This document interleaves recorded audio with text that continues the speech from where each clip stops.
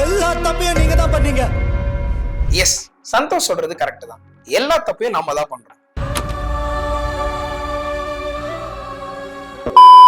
ஒரு வீடு வாங்கும் போது நம்ம பெரிய பெரிய விஷயத்தெல்லாம் நல்லா பிளான் பண்ணிட்டு சில சின்ன சின்ன விஷயங்களெல்லாம் நம்ம பெருசா மிஸ் பண்றோம். அப்படி நம்ம மிஸ் பண்ற விஷயங்கள் என்னன்னு இந்த வீடியோல பார்க்கலாம். ஃபார் எக்ஸாம்பிள், ஒரு மனுஷன் ரொம்ப நிம்மதியா இருக்கிற இடமே பாத்ரூம் தாங்க.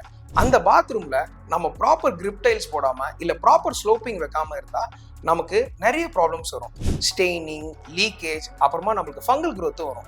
இதனால ஃபியூச்சர்ல உங்க பில்டிங் ரொம்ப வீக் ஆகும். நெக்ஸ்ட் ரொம்ப முக்கியமான இடமே பெட்ரூம் தாங்க. உங்க பெட் பக்கத்துல ஃபேன் அண்ட் லைட் ஸ்விட்ச் இருக்கான்னு செக் பண்றது ரொம்ப முக்கியமான விஷயம். அண்ட் உங்க டிவிக்காக ப்ராப்பர் ப்ரொவிஷன்ஸ் கொடுத்துருக்காங்களான்னு செக் பண்ணுங்க. அண்ட் உங்க ஒர்க் ஸ்பேஸ் ஏரியாவுக்கு ப்ராப்பர் சாக்கெட்ஸ் அண்ட் ஸ்விட்ச் இருக்குன்றதையும் செக் பண்ணுங்க. உங்க ரூமுக்கு எத்தனை ஸ்விட்ச் அண்ட் சாக்கெட்ஸ் வேணும்ன்றத நீங்க டிசைட் பண்ணுங்க. நெக்ஸ்ட், நீங்க அபார்ட்மெண்ட் வாங்கும் போது நீங்க நோட் பண்ண வேண்டிய ரொம்ப முக்கியமான விஷயம் என்னன்னா, உங்க பிளாட்டுக்கும் பக்கத்து பிளாட்டுக்கும் மினிமம் 10 இன்ச்சஸ் வால் கொடுத்துருக்காங்களான்றதை செக் பண்ணுங்க.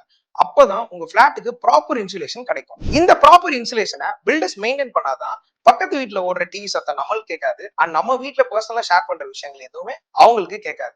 இது டெக்னிக்கல் ப்ராப்ளம் மட்டும் இல்லைங்க, இது உங்க டெய்லி லைஃப் ஸ்டைல் ப்ராப்ளமாவும் மாறும்.